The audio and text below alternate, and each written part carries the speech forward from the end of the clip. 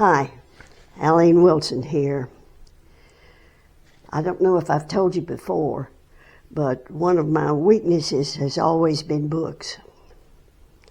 I started collecting old science books while I was in college, and unpacking recently, I ran across one that I thought you might like. It's called Mystery, Magic, and Medicine: The Rise of Medicine from Superstition to Science by Howard W. Haggard, M.D., published in 1933, the same year as I was born. Now keep in mind, this is from a perspective of 91 years ago. Here's the author's note. There is probably no more fascinating story than that of the rise of scientific medicine. Its beginnings were in mystery and superstition, its progress encumbered with ignorance and quackery. Above these, it has risen to become the most beneficent science of the modern world. The story of medicine is that of a long and difficult struggle with the mysteries of life, a struggle which brought about astounding achievements in the prevention and cure of disease, amelioration of human suffering, and prolongation of life. In the past, medicine had its place only at the bedside of the individual patients. Today, medical science has transcended these narrow limits and become a guiding force in modern civilization.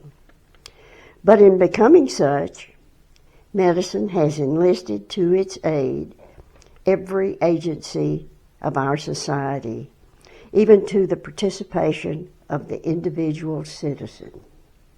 To him, the citizen, I recommend particularly the pages describing these modern developments, for they tell of the past that he has played in the struggle,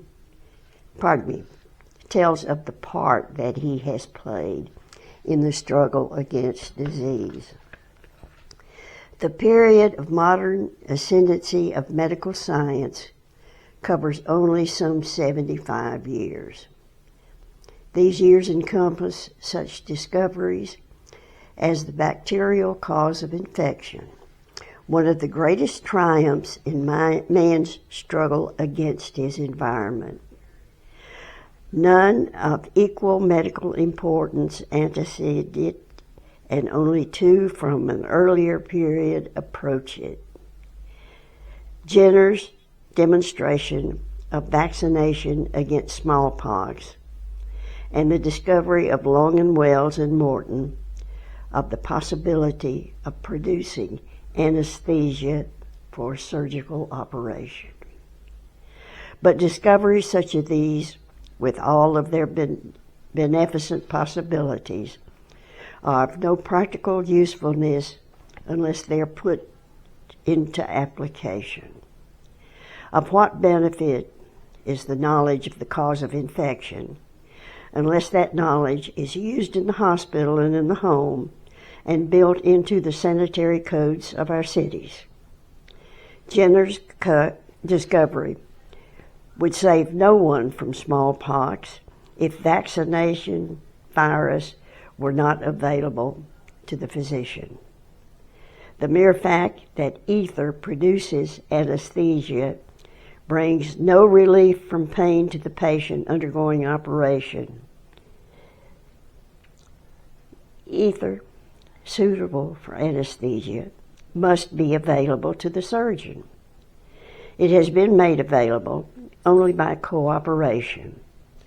In each field, there have been pioneers, and it is to one of these I wish to pay tribute, to a scientist who, in his dual capacity of physician and chemist, perceived the necessity for such cooperation and devoted his life to effecting it, and to perpetuate his work founded 75 years ago, the laboratories which bear his name. I dedicate this book to the memory of Dr. E.R. Squibb, a pioneer in the advancement of scientific medicine. Signed, Howard W. Haygood, New Haven, Connecticut, November 1933. Now that's his introduction. I found this very interesting. Please bear with me while I read you from the beginning. Mystery, magic, and medicine. In the beginning, they were one and the same. And the healing methods that thousands of years ago sprang up and were developed by one group of primitive, savage people were the same type as those developed by all others. In principle, they are the same kind that are practiced today by native peoples in the fastness of Africa and in all other remote and uncivilized regions. Remember, 91 years ago, for primitive or ancient medicine is the expression of a philosophy that grows from the natural reactions of all ignorant men placed in hazardous surroundings. In the early days, long before civilization had developed, savage man was not, as some people believe, a carefree creature living a free and idyllic life in the midst of an abundant Eden. Indeed, this ancient ancestor of ours was a terror-driven, ignorant savage facing a hostile world. By day, he slunk through the rough woods in search of food, in constant fear of death by stronger men and beasts. In the dark, he hid from unseen terrors, and in his nakedness, he shivered in the cold of night. He trembled before the lightning and fell prostrate before the thunder. When convulsed in the agony of disease, he hid like a dumb beast. Injured, he crawled to his lair to die of hunger or be murdered by ruthless enemies. Even as he crouched and shivered in a world to which he was illy suited physically, he sought an explanation for his plight. He was ignorant, but he was intelligent. The mere fact that he developed mysteries established him as man. For no other animal has ever had the intelligence to reason on abstract matters. The man of primitive times looked upon a world which terrified him. Like a child frightened by darkness, he peopled the world about him with creatures of his imagination. These intangible reflections of his mind he called spirits and ghosts. For all the phenomena that he could not understand in the world about him, these imaginary beings, so he believed, were responsible. One such phenomenon was disease. In the childhood of the race, man did not shift the facts, in the childhood of the race, man did not sift the facts before him, dispassionately searching for their relations. Such an attitude was developed only when he no longer feared his surroundings. We can almost trace the very thoughts that went through the mind of primitive man as he evolved his philosophy of life. For being men, we tend to think as he did, even though we have modified this tendency with training and education. And being egotistical ourselves, it is easy for us to comprehend the conceit of the savage. We know his desire to believe that the things he successfully accomplished were due to his own sterling efforts. We sympathize with him for wanting to believe as well that his misfortune, his ill luck, were due to no fault of his own. But at this point we differ, for he attributed these misfortunes to supernatural forces, to the spirits and the ghosts with which he had peopled the world. And they alone were responsible. And as disease was one of his misfortunes, it, like all others, was ascribed to supernatural, malevolent forces. Primitive man, looking upon the world about him, saw things in motion. Trees swayed in the breeze. Leaves rustled. Waters ran in the rivers. Clouds floated overhead, and the sun and the moon seemed to traverse the heavens. Animals and men moved. Now animals and men were alive. They had spirits, for he saw them in his dreams as he slept. Hence, by his reasoning, it followed that the trees, the water, the clouds, and sun and moon were alive too and possessed living spirits, as did men and animals. Such personification of inanimate things in a way of thinking that all children have.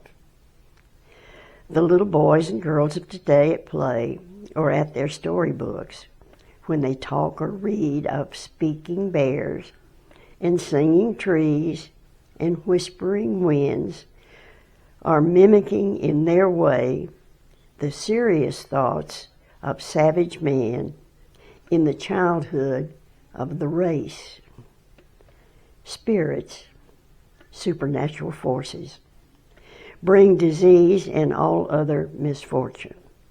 That was and still is the belief of savage man. To prevent or cure disease, the spirits must be controlled, either forced away or bribed to leave. That is the theory his remedial practice rests upon. We today can trace the development of the practice from the earliest times.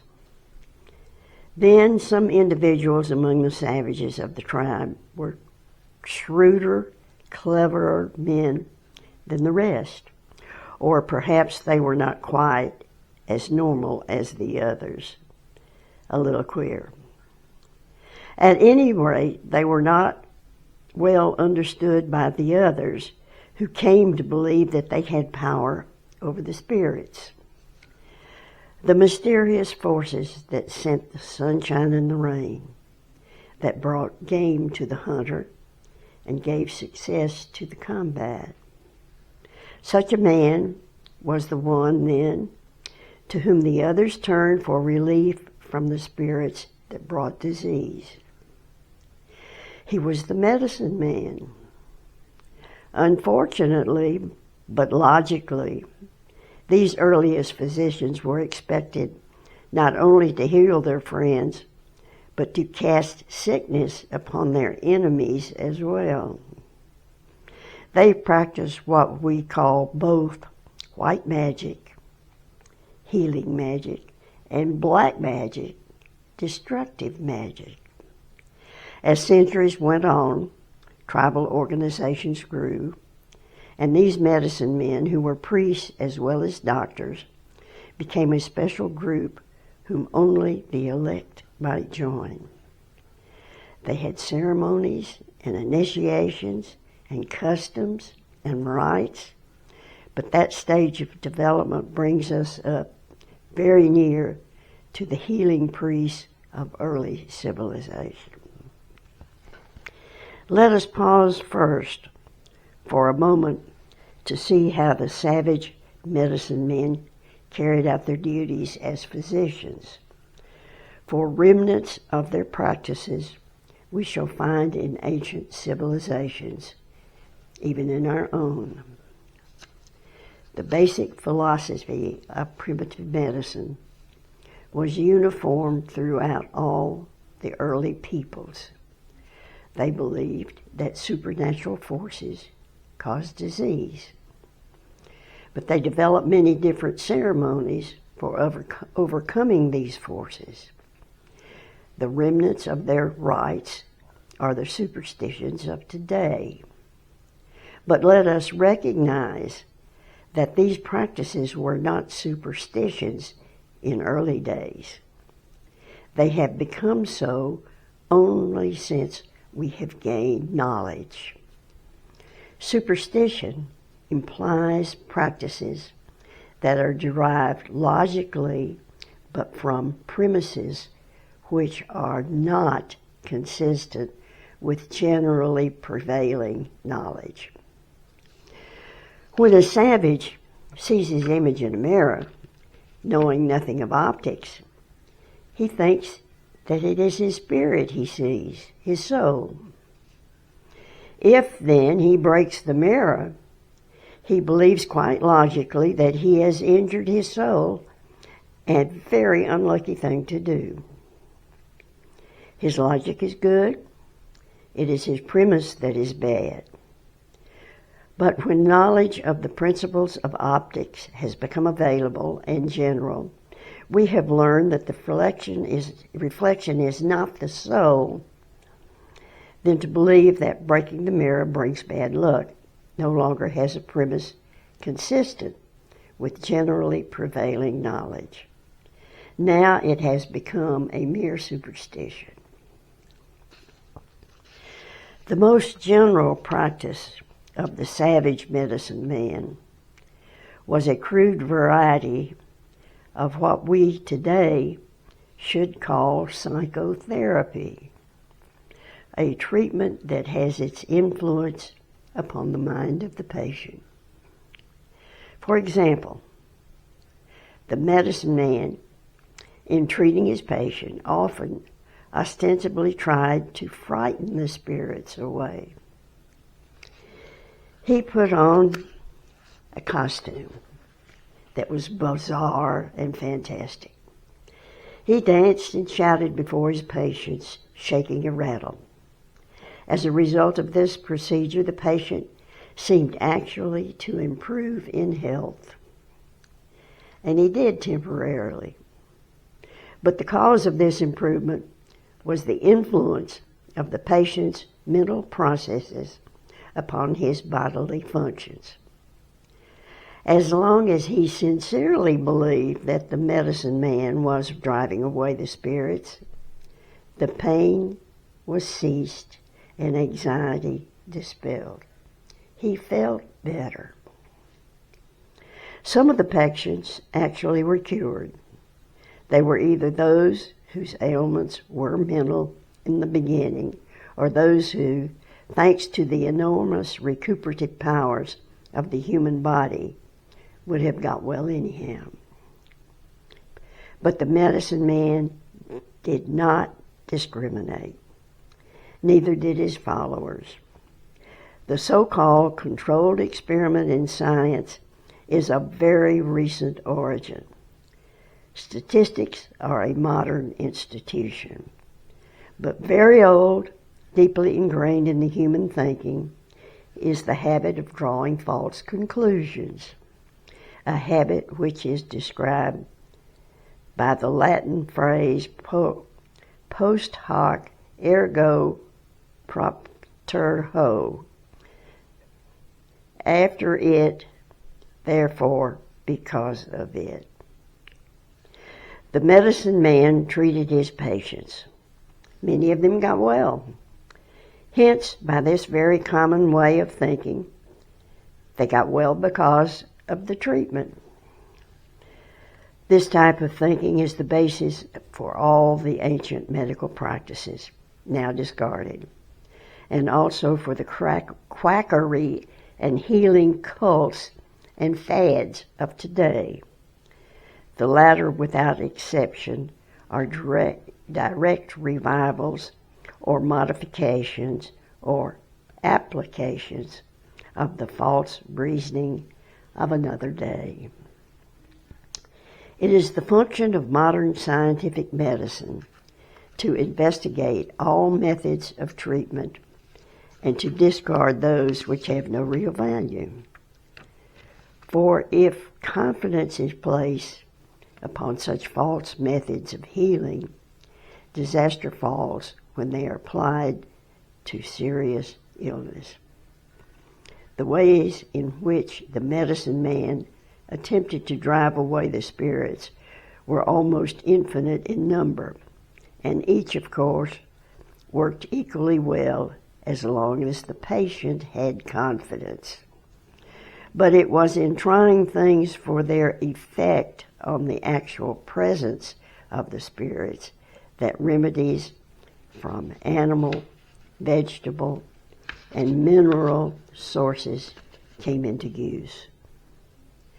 The overwhelming majority were useless, of course, but a few that were stumbled upon had such real medical value that they are still in beneficial use today for definite and selected purposes.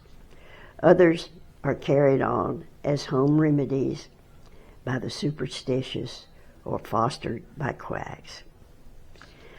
Many of the remedial substances of presumed or real value were employed only after civilization had made a definite start. Into that early civilization was carried over with no change in principle, however, and the philosophy which primitive man had developed, the philosophy that maintained that disease was a spiritual matter.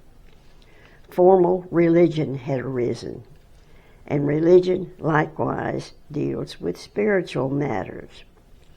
So as we move along to the medicine of the early civilization, it is not surprising that we find mystery and magic and medicine now becoming religion and magic and medicine. From the savage medicine man has evolved the pagan priest. Okay, from there, he's going to talk about religion and the field of medicine. If you're interested, let me know, and I'll finish reading it. Keep in mind, please, that this was from the perspective of a practicing physician in 1933. And think about the speed with which medicine changes in our time today in 2024. Thank you for watching.